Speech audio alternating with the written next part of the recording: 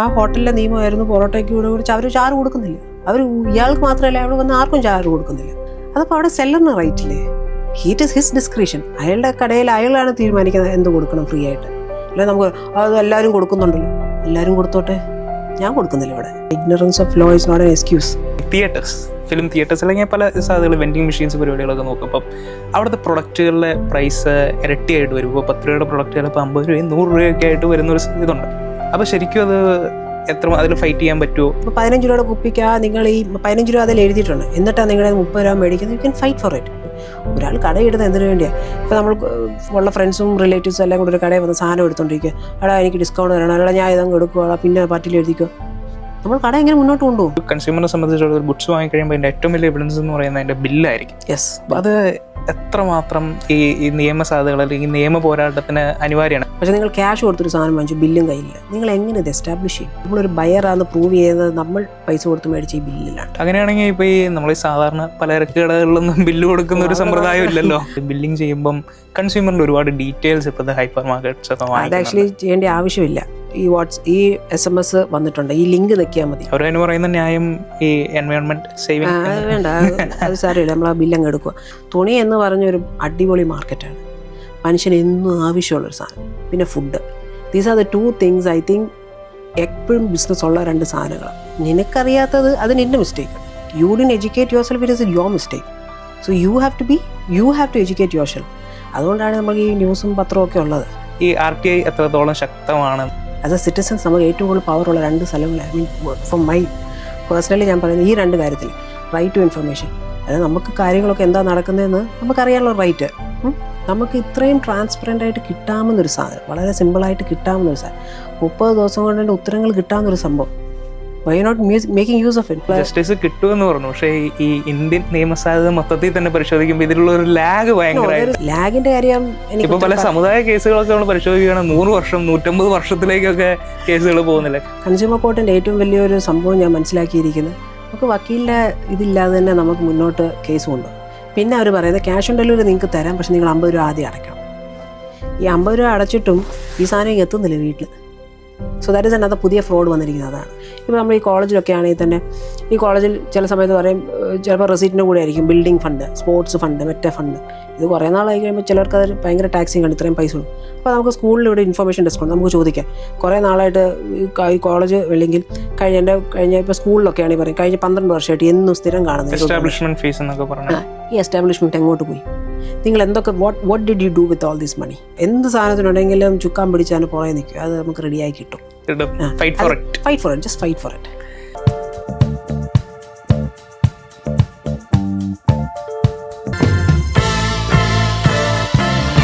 നമസ്കാരം.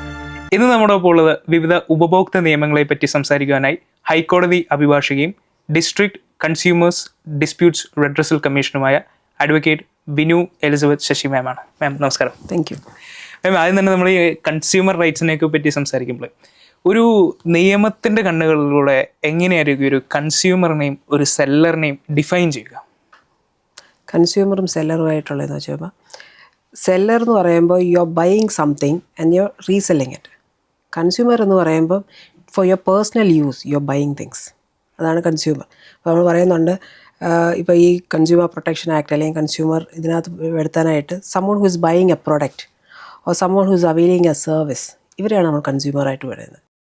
So who is a consumer എന്ന് പറഞ്ഞു കഴിഞ്ഞാൽ someone who is buying a product and who is availing a service after making a payment, ഇവരെയാണ് consumer എന്ന് വിളിക്കുന്നത്.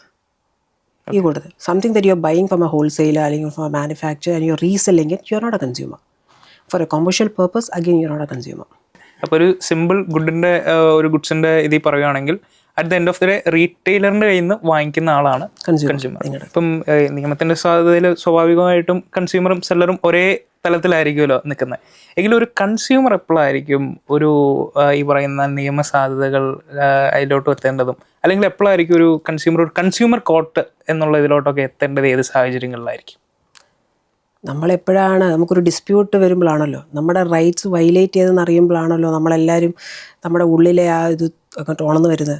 നമുക്ക് നീതി വേണം, നമുക്കൊരു ഫ്രോഡായ ഒരു സാധനം, നമുക്കൊരു ഡാമേജ് ആയ ഒരു സാധനം നമുക്ക് കിട്ടേണ്ട സർവീസ് കിട്ടാതെ വരിക, ഇതൊക്കെ വരുമ്പോഴേക്ക് നമ്മുടെ when your right is been violated, that is way you want justice. So അതുപോലെ തന്നെ ഈ കൺസ്യൂമേഴ്സിന് we have couple of rights. നമ്മൾ ഇപ്പോൾ ഒരു പ്രൊഡക്റ്റ് വാങ്ങിച്ചാൽ അതിൻ്റെ സേഫ്റ്റിയെ പറ്റി, ഇല്ലെങ്കിൽ ഒരു പ്രൊഡക്റ്റ്, ഒരു മരുന്നൊക്കെ വാങ്ങിച്ചു കഴിഞ്ഞാൽ അതിൻ്റെ ഫുൾ ഇൻഫർമേഷൻ നമ്മൾ അറിഞ്ഞിരിക്കുക.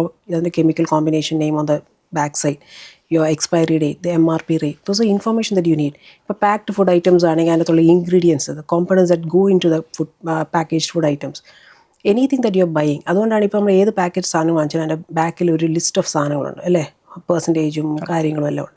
So you need to have the information. പിന്നെ അതുപോലെ തന്നെ you have a right to choose things. ഇപ്പോൾ ചില സ്ഥലങ്ങളിലൊക്കെ പോകുമ്പോൾ സിമ്പിളായിട്ട് പറഞ്ഞു കഴിഞ്ഞാൽ, ചില പണ്ടൊക്കെ ഒരിടയ്ക്ക് ഗ്യാസ് ഏജൻസിയിലൊക്കെ ഒരു ഗ്യാസ് കണക്ഷൻ എടുക്കാൻ പോകുമ്പോഴേക്കും നിർബന്ധിച്ച് സ്റ്റൗ എടുപ്പിക്കും. എടാ നമുക്ക് സ്റ്റൗ വേണ്ടടേ, നമുക്ക് സ്റ്റൗ ഉണ്ട്. അപ്പോൾ നിർബന്ധിച്ച് വാങ്ങിക്കുക. അവിടെ ഒരു റിസ്ട്രിക്ഷൻ വരിക. നമ്മളൊരു സാധനം വാങ്ങിക്കുമ്പോൾ നമുക്കൊരു ചോയ്സ് തരുന്നില്ല. പിന്നെ നിവൃത്തിയോടെ ചിലവരൊക്കെ വാങ്ങിച്ചുകൊണ്ട് പോകും. സോ നമുക്കൊരു റിസ്ട്രിക്ഷൻ വരുവാണ്. അതുപോലെ തന്നെ നമുക്കിപ്പോൾ നമുക്കിപ്പോൾ ഏതെങ്കിലും ഒരു ഇഷ്യൂ വന്നു, നമ്മളൊരു സാധനം ഒരു സ്ഥലത്ത് വാങ്ങിച്ചു. ഇപ്പോൾ നമ്മൾ ഒരു ഷോറൂം നിന്ന് സാധനം എടുത്തു, ഒരു ഇലക്ട്രോണിക് അപ്ലയൻസുള്ള ഷോറൂമിൽ നിന്ന് സാധനം വാങ്ങിച്ച് കഴിയുമ്പോഴേക്കും നമുക്ക് എന്തെങ്കിലും ഒരു ഇഷ്യൂ ഉണ്ടെങ്കിൽ അവിടെ കേൾക്കാൻ ഒരാൾ വേണം, ഒരു ഗ്രീവൻസ് സെൽ വേണം. അതുകൊണ്ടാണ് കസ്റ്റമർ കെയർ സെൻറ്റേഴ്സൊക്കെ ഉള്ളതല്ലേ, ഓരോ വലിയ വലിയ മോൾസിലും കാര്യങ്ങളും. അവിടെ ഒരു ഗ്രീവൻസ് പറയാൻ ഒരു ആൾ വേണം. ഇതെല്ലാം കഴിഞ്ഞിട്ടാണ് നമ്മൾ റിഡ്രസൽത്തിലേക്ക് പോകുന്നത്. അവിടെ നമുക്കൊരു റൈറ്റ് ഉണ്ട്. അപ്പോഴാണ് നമുക്ക് കൺസ്യൂമറിലാണ് നമുക്ക് 3 ലെവലിലാണ്. ഇത് 3 ടയർ സിസ്റ്റം. നമുക്ക് സ്റ്റേറ്റ് ഡിസ്ട്രിക്ട് ലെവലാണ് സ്റ്റാർട്ട് ചെയ്യുന്നത്. അപ് ടു 50 lakhs ആണ് അവിടെ വരുന്നത്. പിന്നെ വരുന്നത് state commission, up to 2 crores. Above 2 crores ആണ് നമ്മുടെ national commission. As a consumer you have to be aware of certain things. പറയുന്ന പോലെ ഈ ലോയ്ക്കകത്ത് എപ്പോഴും പറയുന്നതാണ്, ignorance of law is not an excuse. അതൊരു വലിയ സംഭവമാണ്. മിക്കപ്പോഴും നമ്മളെല്ലാവരും, ഞാൻ ഉൾപ്പെടെ ഒരാളായിരുന്നു, എന്തെങ്കിലും ചോദിച്ചാൽ എനിക്കറിയത്തില്ലായിരുന്നു. അങ്ങനെ അറിയത്തില്ലെന്ന് പറഞ്ഞുകൊണ്ട് you are not getting away with anything. അതിൽ ഞാനൊരു കാര്യം ചോദിച്ചോട്ടെ, ഇപ്പോഴും നമ്മുടെ ഒരു സാധാരണക്കാര് കൺസ്യൂമർ റൈറ്റ്സ് പോലത്തെ നിയമങ്ങളെ കുറിച്ച് ഇപ്പോഴും അവബോധരാണ് എന്ന് പറഞ്ഞു കഴിഞ്ഞാൽ, that is exactly what I'm coming to. That's what I'm saying. The more we keep saying അതൊന്നും എനിക്കറിയത്തില്ലായിരുന്നു, because I was a person who used to keep saying I never knew we were supposed to ask questions like this. I never knew. ഞാൻ എപ്പോഴും പറഞ്ഞു കഴിഞ്ഞാൽ അവസാനം I was really hit really bad, saying that നിനക്കറിയാത്തത് അത് നിൻ്റെ mistake. You didn't educate yourself, it is your mistake. So you have to educate yourself. അതുകൊണ്ടാണ് നമ്മൾ ഈ ന്യൂസും പത്രവും ഒക്കെ ഉള്ളത്. പിന്നെ എല്ലാ കാര്യങ്ങളും നമുക്ക് 100% അറിയത്തില്ല. സോ ഇങ്ങനത്തെ ക്ലാസ്സസ് ഒക്കെ വരുമ്പോഴേക്കും when you hearing about awareness programs and all, I think we need to incorporate lot of things. ഇപ്പോൾ നമ്മളിപ്പോൾ ഒരു സ്ഥലത്ത് താമസിക്കുകയാണെങ്കിൽ, ഇപ്പോൾ എറണാകുളം പോലത്തെ സ്ഥലങ്ങളിൽ you have associations, you have clubs, you have so many places. So അവിടെ എല്ലായിടത്തും ഒരു 1-2 സെഷൻസ് ഒക്കെ വെച്ച് കഴിഞ്ഞാൽ ഒരു അവയർനെസ്, ഒരു എന്തോ ബോധവൽക്കരണം ചെയ്യാം. അതിപ്പം അത് കൺസ്യൂമറിൻ്റെ കാര്യത്തിലാകാം, ഇപ്പോൾ റൈറ്റ് ടു ഇൻഫർമേഷൻ ആയാലും, all those things are nice for a citizen. That is way your power is. As a citizens നമുക്ക് ഏറ്റവും കൂടുതൽ പവറുള്ള 2 സ്ഥലങ്ങൾ, I mean from my personally ഞാൻ പറയുന്നത് ഈ 2 കാര്യത്തിൽ, റൈറ്റ് ടു ഇൻഫർമേഷൻ. അതായത് നമുക്ക് കാര്യങ്ങളൊക്കെ എന്താ നടക്കുന്നതെന്ന് നമുക്കറിയാനുള്ള റൈറ്റ്, നമുക്ക് ഇത്രയും ട്രാൻസ്പെറൻ്റ് ആയിട്ട് കിട്ടാമെന്നൊരു സാധനം, വളരെ സിമ്പിളായിട്ട് കിട്ടാമെന്നൊരു സാധനം, 30 ദിവസം കൊണ്ട് തന്നെ ഉത്തരങ്ങൾ കിട്ടാമെന്നൊരു സംഭവം. Why not making use of it? എനിക്കറിയത്തില്ലായിരുന്നു, ബട്ട് അതിനെപ്പറ്റി മനസ്സിലാക്കി കഴിഞ്ഞപ്പോൾ we need to use it. So knowledge is power എന്ന് പറയുന്നുണ്ടല്ലോ, ഈ പവർ ഒരു ഉപയോഗിക്കുമ്പോഴേ ആ പവറും കൊണ്ടുള്ള പ്രയോജനം വരത്തുള്ളൂ. സോ അതാണ് പറഞ്ഞത്, അവയർനെസ് ഒന്നെങ്കിൽ നമ്മൾ കണ്ടെത്തുക. ചില കാര്യങ്ങൾ നമുക്ക് അറിയത്തില്ലാത്തൊരു കാര്യം ഇവിടെ ഉണ്ടെന്ന് പോലും നമുക്കറിയത്തില്ല. How are we going to do? Same thing when you get to know it, learn more about it. നമുക്ക് ആരെയും ഇനിയും തൊട്ട് മുന്നോട്ട് പോകുമ്പോൾ കാര്യം പഴി പറയാൻ പറ്റത്തില്ല. അറിഞ്ഞില്ല എന്ന് പറഞ്ഞാൽ അറിയുന്നില്ല എന്നൊരു പഴഞ്ചൻ സാധനമായി. Nobody is interested. മാഡം, ഇപ്പം ഒരു കൺസ്യൂമർ അദ്ദേഹത്തിൻ്റെ ഒരു ഇതിൽ എന്തെങ്കിലും ഒരു നീതി നിഷേധിക്കപ്പെട്ടു, അല്ലെങ്കിൽ എന്തെങ്കിലും ഒരു ഇത് നിഷേധിക്കപ്പെട്ടു എന്ന് മനസ്സിലാക്കി കഴിഞ്ഞാൽ എന്താണ് അതിൻ്റെ ഒരു പ്രോസസ്സ്? അതിൻ്റെ ഒരു നിയമസാധ്യത തേടേണ്ടതിൻ്റെ ഒരു പ്രോസസ്സ് എങ്ങനെയായിരിക്കും? ഇപ്പോൾ കൺസ്യൂമർ പ്രൊട്ടക്ഷൻ്റെ ഇത് വരുമ്പോഴേക്കും നമുക്ക് വക്കീലിൻ്റെ ആവശ്യമില്ല. ഇല്ല. ഈ കൺസ്യൂമർ കോർട്ടിൻ്റെ ഏറ്റവും വലിയൊരു സംഭവം ഞാൻ മനസ്സിലാക്കിയിരിക്കുന്നത്, നമുക്ക് വക്കീലിൻ്റെ ഇതില്ലാതെ തന്നെ നമുക്ക് മുന്നോട്ട് കേസ് കൊണ്ടുപോകും. നമുക്കൊരു ഗ്രീവൻസ് ഉണ്ട്. ആൻഡ് ചില സമയത്ത് ആൾക്കാർ വരും കൺസ്യൂമർ കേസസൊക്കെ വളരെ ചെറിയ എമൗണ്ടിനൊക്കെ, ചിലപ്പോൾ ഒരു ചെറിയൊരു എമൗണ്ട് എന്ന് പറയുമ്പോൾ ചിലപ്പോൾ ഒരു 300 രൂപയുടെ കേസായിരിക്കും, അല്ലെങ്കിൽ ഒരു 1000 രൂപയുടെ കേസായിരിക്കും. അപ്പോൾ അങ്ങനത്തെ ഒരു ചെറിയ എമൗണ്ടൊക്കെ വരുമ്പോഴേക്കും പീപ്പിൾ ആർ റിലക്റ്റന്റ്, ബിക്കോസ് അതൊരു ചെറിയ എമൗണ്ടിന് നമ്മളൊരു വക്കീലിനെ ഹയർ ചെയ്യുമ്പോഴേക്കും വക്കീലിനൊരു ഫീസ് കൊടുക്കണമല്ലോ. പുള്ളി ജോലി ചെയ്യുമ്പോഴേക്കും പുള്ളിക്കൊരു ഫീസ് കൊടുക്കണം. അപ്പോൾ അത് നമ്മൾ നോക്കണം. അത് നമ്മളൊന്ന് ആ ഒരു ത്രാസിലിട്ട് നോക്കി കഴിയുമ്പോഴേക്കും if you can take your own case, അതാണ് പാർട്ടി ഇൻ പേഴ്സണായിട്ട് നമുക്ക് ഈ കേസുകൾ ചെയ്യാൻ കൺസ്യൂമർ വേണ്ട. നിങ്ങൾ ആദ്യം നാഷണൽ കൺസ്യൂമർ ഹെൽപ്പ് ലൈനിൽ കൊടുത്തു, നമ്മുടെ ഗ്രീവൻസ് അവിടെ ഒന്ന് നോക്കുക.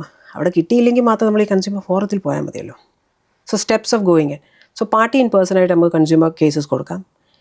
വക്കീലില്ലാതെ നമുക്ക് ചെയ്യാം, അതല്ല പാർട്ടി ഇൻ പേഴ്സൺ. വക്കീലിനെ ഹയർ ചെയ്യണമെങ്കിൽ വക്കീലിനെ ഹയർ ചെയ്തും ചെയ്യാം. There are so many things. ഇപ്പോൾ പറഞ്ഞ പോലെ വെൻ ഡു യു നമ്മുടെ റൈറ്റ്സിനെ വയലേറ്റ് ചെയ്യുമ്പോഴാണല്ലോ നമ്മൾ ഈ ജസ്റ്റിസ് തേടി പോകുന്നത്. സോ ദ പ്രൊസീജിയർ ഈസ്, നമ്മളിപ്പോൾ ഒരു പ്രൊഡക്റ്റിനെ ബേസ് ചെയ്തോ ഒരു സർവീസിനെ ബേസ് ചെയ്തോ ആണെങ്കിൽ നമുക്ക് ഉള്ള ഡോക്യുമെൻറ്റ്സ് എല്ലാം നമ്മൾ റെഡിയാക്കി വെക്കണം. എവിഡൻസ്, എവിടെയും എവിഡൻസിൻ്റെ ഇതാണ് പ്രയോറിറ്റി വരുന്നത് അവിടെയാണ്. You have your evidence, you have all your things ready, you can go. ഇപ്പം 2025 മാർച്ച് 1 തൊട്ട് നമ്മൾ ഇ ഫയലിംഗ് സ്റ്റാർട്ട് ചെയ്തിട്ടുണ്ട്. So once you e file it and then you go to the consumer forum and put your docket there. അത് നമ്മൾ അങ്ങനെയാണ് start ചെയ്തത്. Posting കിട്ടുകയും അവരെ അറിയിക്കുകയും it will all come back. അപ്പോൾ എനിക്ക് തോന്നുന്നു ഈ കൺസ്യൂമർ കേസസ് നടത്തുവാൻ വേണ്ടി ആ പാർട്ടിക്ക് കേസ് നടത്താനുള്ള ആ എമൗണ്ട് കൂടി ഓപ്പോസിറ്റ് പാർട്ടി മൾട്ടിനാഷണൽ കമ്പനികളൊക്കെ ആണെങ്കിൽ അവർ കൊടുക്കണം, അങ്ങനെ എന്തോ നിയമം ഉണ്ടെന്ന് തോന്നുന്നല്ലേ? ഇല്ല, അങ്ങനത്തെ ഒരു നിയമമൊന്നും ഇല്ല. അങ്ങനത്തെ ഇല്ല. നമ്മളുടെ ഗ്രീവൻസ് നമ്മൾ അഡ്രസ്സ് ചെയ്യില്ല. അപ്പോൾ അതിനകത്ത് നമുക്കൊരു പ്രയറായിട്ട് ചോദിക്കാം. ഓക്കെ. ഇപ്പോൾ നമ്മളിപ്പോൾ ഒരു 300 രൂപയുടെ സാധനത്തിൻ്റെ കേസാണെങ്കിൽ നമ്മൾ അതനുസരിച്ച് നമ്മളൊരു നമ്മുടെ ഒരു മെൻ്റൽ ആഗണി, നമ്മൾക്ക് പോയ ഒരു സഫറിങ് നമുക്കൊരു കോമ്പൻസേഷൻ തരിക. നമ്മൾ ഈ കയറി ഇറങ്ങി വന്നതിൻ്റെയൊക്കെ ചിലവുണ്ടല്ലോ. ഈ കയറി ഒരു കേസ് ഫയൽ ചെയ്യുക എന്ന് പറഞ്ഞൊരു നിസ്സാര കാര്യമൊന്നുമല്ല. അതിന് പറഞ്ഞ പോലെ മതിയല്ലോ, ഡോക്യുമെൻറ്റ്സ് എടുക്കുക, അതിൻ്റെ കോപ്പീസ് എടുക്കുക, ഫോറത്തിലുള്ള ആ ബെഞ്ചിലിരിക്കുന്ന എല്ലാവർക്കും കൊടുക്കുക. So there are so many parts to it. So you know the value. അതിനുള്ളൊരു എമൗണ്ട് നമ്മൾ ഇടുക. കിട്ടും, കിട്ടാതിരിക്കും. It all depends on how your complaint is. If your complaint is good enough എന്ന് ഉദ്ദേശിച്ച് കഴിഞ്ഞാൽ അതിന് എന്തുവാ പറയുന്നത്, അതിനൊരു ഗ്രാവിറ്റി ഉണ്ടെങ്കിൽ, if the commission feels that you have been denied something, അത് definitely they will look into it. നമ്മുടെ ആ വെയിറ്റേജ് നോക്കി നമ്മുടെ മാറ്ററിൻ്റെ ആ ഒരു ഓൾ ദോസ് ഫാക്ടേഴ്സ് എടുത്തിട്ട് they will do it accordingly. ഇപ്പോൾ നേരത്തെ ഈ എവിഡൻസസ് എന്നൊരു പരാമർശം ഉണ്ടായി. ഇപ്പോൾ ഈ എവിഡൻസസിൽ എനിക്ക് തോന്നുന്നു ഇപ്പോൾ ഒരു കൺസ്യൂമറിനെ സംബന്ധിച്ചുള്ള ഒരു ഗുഡ്സ് വാങ്ങിക്കഴിയുമ്പോൾ അതിൻ്റെ ഏറ്റവും വലിയ എവിഡൻസ് എന്ന് പറയുന്നത് അതിൻ്റെ ബില്ലായിരിക്കും. യെസ്. അത് എത്രമാത്രം ഈ നിയമ സാധ്യതകൾ അല്ലെങ്കിൽ നിയമ പോരാട്ടത്തിന് അനിവാര്യമാണ്? എന്താണെന്ന് വെച്ചാൽ നമ്മളൊക്കെ സാധാരണ ഇപ്പോൾ ഇവൻ ഒരു ഹൈപ്പർ മാർക്കറ്റിൽ നിന്ന് ബില്ല് വാങ്ങിയാൽ പോലും അതൊന്ന് പഞ്ച് ചെയ്ത് കഴിഞ്ഞാൽ അപ്പം തന്നെ കളയുന്ന ഒരു ഇതാണ് പ്രത്യേകിച്ച് മലയാളികളുടെ ഇടയിലുള്ളത്. അപ്പോൾ എത്രമാത്രം ബില്ലുകൾ ഇമ്പോർട്ടൻ്റ് ആണ്? Bill is very important. നമ്മളൊരു സാധനം മേടിച്ചിട്ടുണ്ടെങ്കിൽ ആ ബില്ല് നമ്മുടെ കയ്യിലുണ്ടായിരിക്കണം. ബില്ലാണ് ഫസ്റ്റ് സ്റ്റേജ് നമ്മൾ പറയുന്നത്. അല്ലെങ്കിൽ ബില്ല് ഉണ്ടെങ്കിൽ നമ്മൾ ഒരു ട്രാൻസാക്ഷനാണ് ടു ഷോ ദാറ്റ് നമുക്കൊരു ബയർ സെല്ലറിൻ്റെ റിലേഷൻഷിപ്പ് ഉള്ളത്. നമ്മളൊരു ബയറാണെന്ന് പ്രൂവ് ചെയ്യുന്നത് നമ്മൾ പൈസ കൊടുത്ത് മേടിച്ച ഈ ബില്ലിലാണ്. നമ്മളല്ലെങ്കിൽ ഒരു ഗൂഗിൾ പേയിൽ, ഒരു GPayയിൽ നമ്മൾ തുറക്കുക ട്രാൻസാക്ഷൻ, അവിടെയാണ് ആ റിലേഷൻഷിപ്പ് എസ്റ്റാബ്ലിഷ് ചെയ്യേണ്ടത്. അത് യു ആർ എ കൺസ്യൂമർ. നിങ്ങൾ പൈസ മുടക്കിയ സാധനമാണെന്ന് പ്രൂവ് ചെയ്യാനായിട്ട്. പക്ഷേ നിങ്ങൾ ക്യാഷ് കൊടുത്തൊരു സാധനം വാങ്ങിച്ചു, ബില്ലും കയ്യില്ല, നിങ്ങൾ എങ്ങനെ ഇത് എസ്റ്റാബ്ലിഷ് ചെയ്യും? പിന്നെ അത് എസ്റ്റാബ്ലിഷ് ചെയ്യണം ഫസ്റ്റ്. അത് എസ്റ്റാബ്ലിഷ് ചെയ്യാൻ അടുത്ത സ്റ്റെപ്പിലേക്ക് പോകത്തില്ല. So bill is very important. അങ്ങനെയാണെങ്കിൽ ഇപ്പോൾ ഈ നമ്മൾ ഈ സാധാരണ പലചരക്ക് കടകളിലൊന്നും ബില്ല് കൊടുക്കുന്ന ഒരു സമ്പ്രദായം ഇല്ലല്ലോ. അവിടെ നമുക്ക് ആദ്യം ചെല്ലുക, സംസാരിച്ച് നോക്കുക, ചെയ്ത് കിട്ടിയാൽ നല്ലത്. പക്ഷെ അതിന് ആ ചെറിയ സാധനങ്ങൾ പോലും നിയമസാധ്യതകളുണ്ടോ എന്ന് ചോദിച്ചു കഴിഞ്ഞാൽ അത് personal thing I am not really sure about it. Because നമുക്ക് ഇതുവരെ റീസെൻ്റ്ലി ഞാൻ എപ്പോഴോ ഫോറത്തിലിരുന്ന സമയത്ത് അല്ലെങ്കിൽ കമ്മീഷനിലിരുന്ന സമയത്ത് ഞാൻ കണ്ടൊരു കേസാണ്. ഒരാൾ സവാള വാങ്ങിച്ചുകൊണ്ട് വന്ന ഒരു കഥ ഞാനവിടെ കേട്ടതാണ്. പുള്ളി എനിക്കൊന്ന് റിലയൻസിൽ പോയി സവാള വാങ്ങിച്ചപ്പോൾ അതിന് 23 rupees ആയിരുന്നു. പിന്നെ വേറെ ഏതോ കടയിൽ പോയിട്ട് 20 രൂപ, അങ്ങനെ ഒരു 3 rupees ഡിഫറൻസ്. സോ അതിൽ 23 വാങ്ങിച്ചു, ഇപ്പുറത്തെ കടയിൽ 20 രൂപയുള്ളൂ. So he wanted to return that 23 rupeesൻ്റെ സവാള. But he had a bill, പക്ഷേ ആ ബില്ല് ഫെയ്ഡ് ചെയ്ത് പോയി. ശരി. അതിപ്പം തെർമൽ പ്രിന്റിംഗ് ബിൽസ് അല്ല, കടകളെല്ലാം കൊടുക്കുന്ന തെർമൽ പ്രിന്റിംഗ് ബിൽസ് ആണ്. അപ്പോൾ ഈ മാഞ്ഞു പോയല്ലേ ബില്ല്? ഈ ഒറിജിനൽ ബില്ല് തന്നെയാണ് കൊണ്ടത്, പക്ഷേ ആ ഒറിജിനൽ ബില്ല് മാഞ്ഞു പോയി. അപ്പോൾ അവിടെ എന്താ സംഭവിച്ചിരിക്കുക? അവിടെ ഒരു അൺഫെയർ ട്രേഡ് പ്രാക്ടീസ് നടന്നിരിക്കുക. അതൊരു പറ്റിക്കുന്ന ഒരു സംഭവമല്ല. അങ്ങനെയുള്ള സാഹചര്യങ്ങളിൽ നമുക്ക് ഈ RTI പോലത്തെ സാധ്യതകൾ ഉപയോഗിച്ച് സ്വാഭാവികമായിട്ടൊരു ഹൈപ്പർ മാർക്കറ്റിന്റെ സിസ്റ്റത്തിലൊക്കെ ഇത് അവൈലബിൾ ആയിരിക്കില്ല, അത് പ്രൊക്യൂർ ചെയ്യാനുള്ള സാധ്യതകളൊക്കെ ഉണ്ടാവില്ലേ? അവർക്ക് റീപ്രിന്റ് ചെയ്തെടുക്കാമല്ലോ നമുക്ക് ആ ഇന്ന ഡേറ്റ് ഒക്കെ. പക്ഷേ ഈ ഡേറ്റ് പോലും കാണുന്നില്ല, നമ്മൾ മൊത്തം മാഞ്ഞു പോയില്ല. അല്ലെങ്കിൽ പിന്നെ ഉള്ളൊരു ഓപ്ഷൻ എന്ന് പറഞ്ഞാൽ ഈ ചില ബില്ലുകളൊക്കെ കിട്ടുമ്പോൾ തന്നെ നമുക്കറിയാം ഇതൊക്കെ കുറച്ചാൾ കഴിയുമ്പോൾ പേഴ്സണൽ പോകും. അപ്പോൾ അപ്പോഴങ്ങ് ഫോട്ടോ എടുത്ത് കൊടുക്കുക. This are the only options that you have. ഇപ്പോൾ ഈ ബില്ലിംഗ് സിസ്റ്റത്തിനെ പറ്റി പറഞ്ഞപ്പോൾ ഞാൻ പെട്ടെന്ന് മനസ്സിലാക്കി വന്നൊരു സംഭവമാണ്, നമ്മൾ ഈ ബില്ലിംഗ് ചെയ്യുമ്പം കൺസ്യൂമറിൻ്റെ ഒരുപാട് ഡീറ്റെയിൽസ് ഇപ്പോൾ ഹൈപ്പർ മാർക്കറ്റ്സ് ഒക്കെ അത് ആക്ച്വലി ചെയ്യേണ്ട ആവശ്യമില്ല. അവർ പറയുന്നത് ഇതുണ്ടെങ്കിൽ നിങ്ങൾക്ക് പോയിന്റ്സ് കിട്ടും, ഈ പോയിന്റ്സ് കുറച്ചാൾ കഴിയുമ്പോൾ റിഡീം ചെയ്യാതെ. ഇപ്പോൾ കൺസ്യൂമറിന് താല്പര്യമില്ല അവരുടെ ഫോൺ നമ്പർ തരാനായിട്ട്, നിങ്ങൾ ഫോഴ്സ് ചെയ്ത് വാങ്ങിക്കരുത്, വേണ്ടാന്നങ്ങ് വെച്ചേക്കണം. പക്ഷെ അവർ ഇത് it's another totally another game for it. ഈ നമ്പേഴ്സൊക്കെ കളക്ട് ചെയ്യുന്നതൊക്കെ അത് വേറൊരു സെക്ഷൻ തന്നെയാണത്. ഓക്കെ. അപ്പം ഈ ഡിജിറ്റൽ ബില്ല് ഇപ്പോൾ കൂടുതലും കൊമേഴ്സിലോട്ട് പോകുമ്പോഴത്തേക്കും ഡിജിറ്റൽ ബില്ലിനും നമ്മുടെ നിയമപരമായിട്ട് എനിക്ക് തോന്നുന്നു ഫിസിക്കൽ ബിൽസിൻ്റെ അതേ സാധ്യതകളുണ്ടല്ലേ? അപ്പോൾ അത് വെച്ചിട്ട് നമുക്ക് ഫൈറ്റ് ചെയ്യാനുള്ള സാധ്യതകളെല്ലാം. പക്ഷെ അപ്പോൾ ഏത് കാര്യം ഓർത്തോണം. ഇപ്പോൾ എനിക്ക് തോന്നുന്നു ഷോപ്പിംഗ് മോൾസിലൊക്കെ മിക്കയിടത്ത് ചെല്ലുമ്പോഴേക്കും പണ്ടൊക്കെ നമ്മളിപ്പോൾ ഹൈപ്പറിൽ നിന്നൊക്കെ ഇറങ്ങുമ്പോഴേക്കും പഞ്ച് ചെയ്ത് തരും. ചിലതൊക്കെ ഇപ്പോൾ അവർ പറയുന്നത് മാഡം ഈ SMS വന്നിട്ടുണ്ട്, ഈ ലിങ്ക് നിൽക്കിയാൽ മതി. അവരതിന് പറയുന്ന ന്യായം ഈ എൻവയോൺമെന്റ് സേവിങ്. അത് വേണ്ട, അത് സാരമില്ല, നമ്മൾ ആ ബില്ലങ്ങ് എടുക്കുക. Because I M A person who collects all bills. ഞാൻ ബില്ലിൻ്റെ ഒരാളാണ്, മൊത്തം എല്ലാ ബില്ലും എടുക്കുന്നത്. അപ്പോൾ ബില്ലിൻ്റെ കാര്യം പറഞ്ഞപ്പോഴാണ് ഈ പ്രിൻ്റ് വരുമില്ല, തരത്തില്ലല്ലോ, അതിൻ്റെ പകരം അല്ല അവർ ലിങ്ക് പ്രസ് ചെയ്താൽ മതി. ഈ ലിങ്കിൻ്റെ സാധനവും നമ്മൾക്കെങ്ങാനും അല്ലെങ്കിൽ നെറ്റ് കണക്ഷൻ ഇല്ലാത്തൊരു ഫോൺ അല്ലെങ്കിൽ ഡേറ്റ വീക്ക് ആയിരിക്കുന്നതാണ്, നമുക്ക് ഈ ബില്ല് വ്യൂ ചെയ്യാൻ പറ്റുന്നില്ല. നിങ്ങൾ പൈസ ചോദിക്കുന്ന പൈസ നമ്മൾ ഉരച്ചിട്ട് പോകുന്നു. നിങ്ങൾ ഉരച്ചിട്ട് ഇറങ്ങി കഴിയുമ്പോൾ അറിയുന്നത് ഇത്രയും സാധനം എടുത്ത് കയറിയിട്ടില്ല, അപ്പം എന്ത് ചെയ്യും? മാത്രമല്ല ഇത് ഇവരുടെ സെർവറിലുള്ള ഒരു കോണ്ടന്റും കൂടിയാണ്, എപ്പോഴും ഓൾട്ടർ ചെയ്യപ്പെടുകയും കൂടെ ചെയ്യും.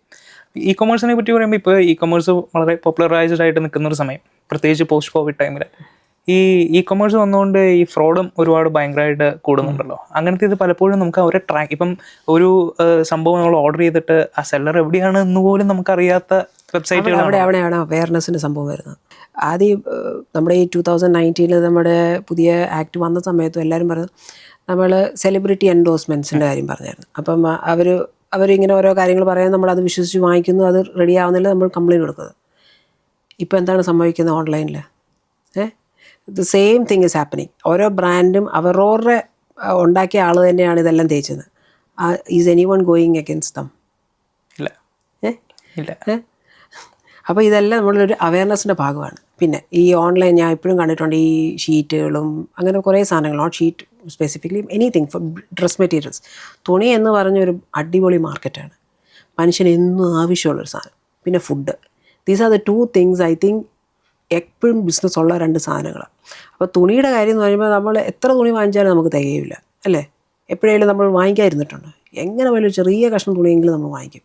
അപ്പോൾ തുണിയുടെ ഒരു കുഴപ്പമെന്ന് വെച്ചാൽ നമ്മൾ ഈ ഓൺലൈൻ, നിങ്ങൾ പറഞ്ഞ പോലെ ഈ ഫേസ്ബുക്കിലും ഇൻസ്റ്റാഗ്രാമും അതുപോലത്തെ ഉള്ള പ്ലാറ്റ്ഫോമിൽ വരുമ്പോഴേക്കും വില കുറവ് കാണുമ്പോഴേക്കും പെട്ടെന്ന് ക്ലിക്ക് ചെയ്യുന്നു, ക്യാഷ് ഓൺ ഡെലിവറി കാണുന്നു, പിന്നെയും ക്ലിക്ക് ചെയ്യുന്നു. ഇപ്പം പുതിയൊരു സംഭവം ഉണ്ട്, ക്യാഷ് ഓൺ ഡെലിവറിയും കഴിഞ്ഞിട്ട് ക്യാഷ് ഓൺ ഡെലിവറി ഓപ്റ്റ് ചെയ്യുവാണെങ്കിൽ നിങ്ങൾക്കൊരു അഡീഷണൽ 50 രൂപ കൊടുക്കണം. പിന്നെ അവർ പറയുന്നത് ക്യാഷ് ഓൺ ഡെലിവറി നിങ്ങൾക്ക് തരാം, പക്ഷേ നിങ്ങൾ 50 രൂപ ആദ്യം അടയ്ക്കണം. ഈ 50 രൂപ അടച്ചിട്ടും ഈ സാധനം എത്തുന്നില്ല വീട്ടിൽ. സോ ദാറ്റ് ഇസ് അനദർ പുതിയ ഫ്രോഡ് വന്നിരിക്കുന്നത് അതാണ്. ഇപ്പോൾ ഫേസ്ബുക്കിലും ഇൻസ്റ്റയിലും നിങ്ങളൊരു ആഡ് കാണുമ്പോഴേക്കും ഭയങ്കര രസമുള്ള ആഡ്സ് ആയിരിക്കും വരുന്നത്. അത് കാണുമ്പോൾ നമുക്കങ്ങ് ആകർഷിക്കും. ഇപ്പോൾ ഇത്ര നല്ലൊരു അടിപൊളി ഓഫറിൽ ഇനി സാധനം വരാനില്ല. It looks very attractive also. Comment section എടുത്ത് ഓപ്പൺ ചെയ്ത് നോക്കിയേ, കമൻറ്റ്സ് കാണത്തില്ല, ദിൽ വിഡ്രോ ഇറ്റ്. ഏറെക്കുറെയൊക്കെ നമ്മൾ കാണും fake product never came, I ordered then no product, പല കമൻസില്ലേ. ഇനി നല്ല റിവ്യൂസ് ആ കമൻസിലൂടെ ഫേക്ക് ആയിട്ട്. അപ്പോൾ നമ്മൾ എന്താ ചെയ്യേണ്ടതെന്ന് വെച്ചാൽ, ഇനി നമ്മൾക്ക് what we can do as a consumer, as a citizen, what we can do, we can educate ourselves. ഇങ്ങനത്തെ ഒരു സാധനം കാണുമ്പോഴേക്കും നമ്മളെ അപ്ഡേറ്റ് ചെയ്യുക, അത് നടക്കത്തുള്ളൂ. നമ്മൾ കുറച്ചുകൂടി അലേർട്ട് ആവുക. അലേർട്ട് ആയില്ലെങ്കിൽ നമുക്ക് തന്നെ പണി കിട്ടും. നമ്മളിപ്പോൾ എത്ര കരഞ്ഞ് പറഞ്ഞിട്ട് കാര്യമില്ല, നമുക്ക് അറിയത്തില്ലെന്ന് പറഞ്ഞിട്ട് കാര്യമില്ല. To an extent yes we can pull out things, പക്ഷേ ചില കാര്യം നമ്മൾ ബോധത്തോടെ തന്നെ ചെയ്യണം. പിന്നെ ഈ ആൾക്കാരുടെ ബോധമില്ലായ്മയാണല്ലോ ഈ സെല്ലേഴ്സ് അഡ്വാൻറ്റേജ് എടുക്കുന്നത്. അതൊന്നും നമുക്കറിയത്തില്ല, ഇത്രയൊക്കെ ചെയ്യാൻ പറ്റത്തുള്ളൂ. ചിലവരുടെ ആറ്റിറ്റ്യൂഡിനാണ് ചിലവർ കേസ് കൊടുക്കുന്നത്, അല്ലേ? ചില കടകളിൽ പോയോ, സാറേ നിങ്ങളുടെ കടയിൽ നിന്ന് വാങ്ങിച്ചത്, ഇതിപ്പോൾ എൻ്റെ ഒരു ദിവസം പോലും ആയാലും ഇങ്ങനെ സംഭവിച്ചു പറയുമ്പോഴേക്കും ഇതൊക്കെ ഇവിടെ ഇത്രയേ ഉള്ളൂ, അല്ല സാറേ നമുക്ക് മാറ്റിത്തരാം. But there are sellers who are very polite and very nice.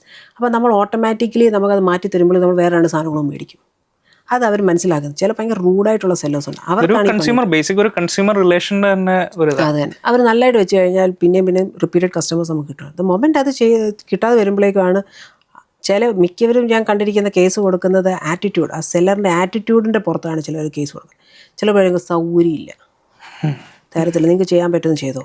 അപ്പോൾ അതൊക്കെ കേൾക്കുമ്പോഴേക്ക് ആസ് എ കൺസ്യൂമർ നമ്മൾ ആകെ ഇൻസൾട്ടായി നിൽക്കുമ്പോഴേക്ക് ചെയ്യാൻ പറ്റുന്നതൊക്കെ ചെയ്യും. ആ സെല്ലർ അങ്ങനെ പറയുമ്പോഴേക്ക് എന്നാൽ പിന്നെ നമ്മൾ ചെയ്തിട്ടുള്ളൂ. അപ്പോൾ പിന്നെ നമ്മൾ കോടതിയായി മറ്റേതായി ചെയ്യാവുന്നതെല്ലാം നമ്മൾ ചെയ്യും.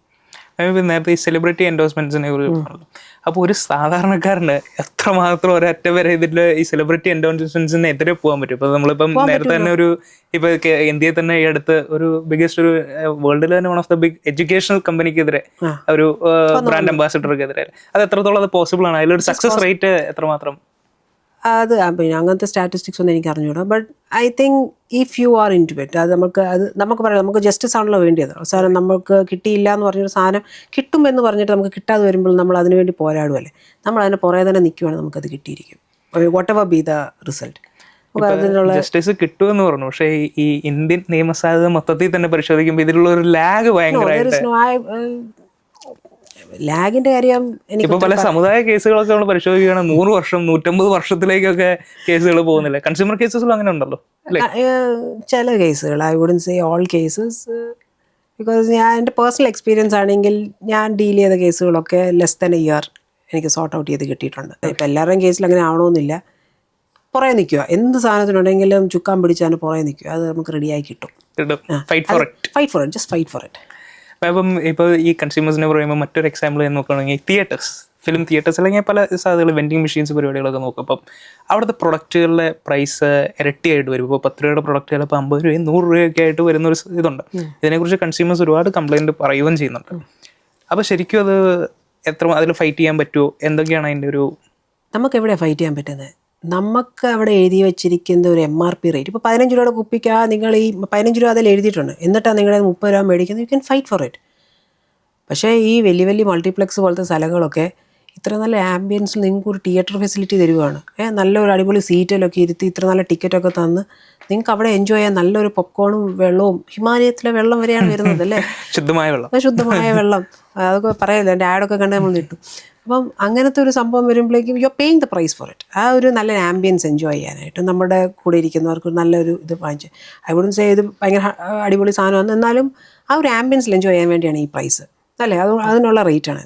അല്ലാതെ നമ്മുടെ ഈ നോർമൽ കടയിൽ പോയി നമ്മൾ ഈ 50 രൂപയ്ക്ക് വാങ്ങിക്കുന്ന പോപ്കോണും കൊണ്ട് 50 രൂപ കാണത്തുള്ളൂ, ചിലപ്പോൾ അവിടെ ചെല്ലുമ്പോൾ അതിൻ്റെ ഒരു 5 ഇരട്ടിയോ 10 ഇരട്ടിയോ ആയിരിക്കും. ഒരു കാര്യം കൂടെ ചോദിച്ചോട്ടെ, പുറത്തുനിന്നുള്ള സാധനം അകത്തേക്ക് പറ്റത്തില്ല. പല തിയേറ്റേഴ്സ് റെസ്ട്രിക്ട് ചെയ്യുന്നുണ്ട്. ബിക്കോസ് അവരെന്തിനാ പിന്നെ ഈ പോപ്കോണും ഇതെല്ലാം വെച്ചുകൊണ്ടിരിക്കുന്നത്. അപ്പം ഞാൻ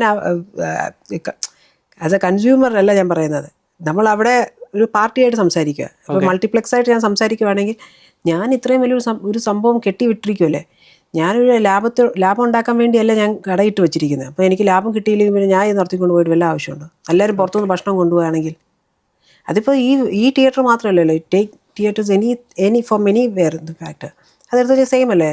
അതൊന്ന് ആലോചിച്ച് നോക്കിക്കഴിഞ്ഞാൽ നമ്മൾ ഒരാൾ കടയിടുന്നത് എന്തിനു വേണ്ടിയാണ്? ഇപ്പോൾ നമ്മൾ ഉള്ള ഫ്രണ്ട്സും റിലേറ്റീവ്സും എല്ലാം കൂടെ ഒരു കടയിൽ വന്ന് സാധനം എടുത്തോണ്ടിരിക്കുക, എടാ എനിക്ക് ഡിസ്കൗണ്ട് തരണം, എടാ ഞാൻ ഇതങ്ങ് എടുക്കുക, പിന്നെ പറ്റിൽ എഴുതിക്കോ. നമ്മൾ കട എങ്ങനെ മുന്നോട്ട് കൊണ്ടുപോകും എന്ന് പറയുന്ന പോലെ ഇത്രയും വലിയ ഒരു മൾട്ടിപ്ലെക്സ് ഒക്കെ ഉണ്ടാക്കിയിട്ട് എല്ലാവർക്കും ഇതുപോലെ ഡിസ്കൗണ്ടിൽ സാധനം കൊടുക്കുകയാണെങ്കിൽ പിന്നെ എന്തിനായുള്ള കച്ചവടം നടത്തുന്നത്?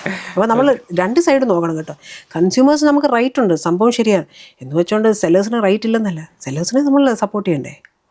റീസെൻ്റ്ലി എവിടെയായിരുന്നു ഒരു കേസ് ഉണ്ടായിരുന്നല്ലോ, ഒരു കടയിൽ ചെന്നിട്ട് ഒരാൾ പൊറോട്ട വാങ്ങിച്ചപ്പോൾ ഗ്രേവി ചോദിച്ചു. അപ്പോൾ എല്ലാവരുടെയും ഒരു വിചാരം എന്ന് പറഞ്ഞാൽ കൺസ്യൂമർ കോർട്ടിൽ പോയി കഴിഞ്ഞാൽ എല്ലാം എല്ലാവരുടെയും വിചാരം എല്ലാം കൺസ്യൂമറിന് മാത്രമേ അനുകൂലമായിട്ട് വരത്തുള്ളൂ. നോ, എല്ലാം അനുകൂലം വരണമെന്നില്ല. അന്നത്തെ ആ ഹോട്ടലിലെ നിയമമായിരുന്നു പൊറോട്ടയ്ക്ക് കൂടെ കുറിച്ച് അവർ ചാറ് കൊടുക്കുന്നില്ല. ഇയാൾക്ക് മാത്രമല്ല അവിടെ വന്ന് ആർക്കും ചാറ് കൊടുക്കുന്നില്ല. അതപ്പോൾ അവിടെ സെല്ലറിന് റൈറ്റ് ഇല്ലേ? Heat is his description. അയാളുടെ കടയിൽ അയാളാണ് തീരുമാനിക്കുന്നത് എന്ത് കൊടുക്കണം ഫ്രീ ആയിട്ട്. അല്ല നമുക്ക് അത് എല്ലാവരും കൊടുക്കുന്നുണ്ടല്ലോ, എല്ലാവരും കൊടുത്തോട്ടെ, ഞാൻ കൊടുക്കുന്നില്ല ഇവിടെ. അതൊരു നല്ലൊരു ജഡ്ജ്മെന്റ്, അതെനിക്ക് ഭയങ്കര ഇഷ്ടമുള്ളൊരു ഡിസിഷൻ. അങ്ങനെയാണെങ്കിൽ ഒരു കാര്യം കേട്ടോ, ഇപ്പം കൺസ്യൂമേഴ്സ് ഭയങ്കരമായിട്ട് ചൂഷണം ചെയ്യപ്പെടുന്നു എന്ന് അവകാശപ്പെടുന്ന ഒരു സ്ഥലമാണ് ഈ മൾട്ടിപ്ലെക്സുകൾ അല്ലെങ്കിൽ ഇപ്പം എന്താ പറയുന്നത് ഇന്റർനാഷണൽ ഷോപ്പിംഗ് കോംപ്ലക്സുകളിലൊക്കെ പാർക്കിംഗ് ഫീസ് വാങ്ങിക്കുന്നത്. എനിക്കൊന്ന് ഹൈക്കോടതിയിൽ ഇപ്പോൾ എറണാകുളത്തൊരു പ്രമുഖ മാളിനെ ബേസ് ചെയ്തിട്ടൊരു കേസ് നടന്നുകൊണ്ടിരിക്കുന്നുണ്ടെന്നാണ് ഞാൻ മനസ്സിലാക്കുന്നത്. അപ്പം അങ്ങനെ ഈ പാർക്കിംഗ് ഫീസുകൾ വാങ്ങിക്കുന്നത് അത് may be that is A debatable thing.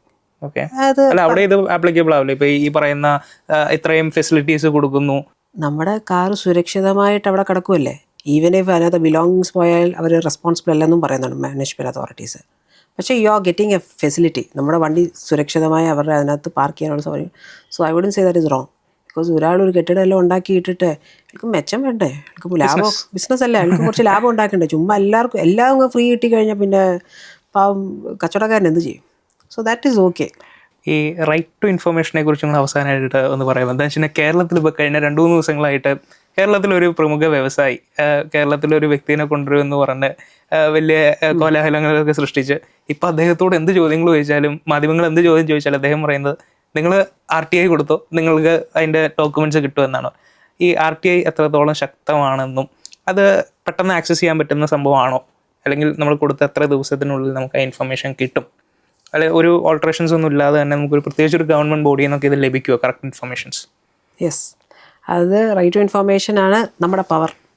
നമ്മുടെ സിറ്റിസൺസ്, നമ്മൾ സാധാരണ ജനങ്ങളുടെ ഒരു പവറാണ്, power to ask a question.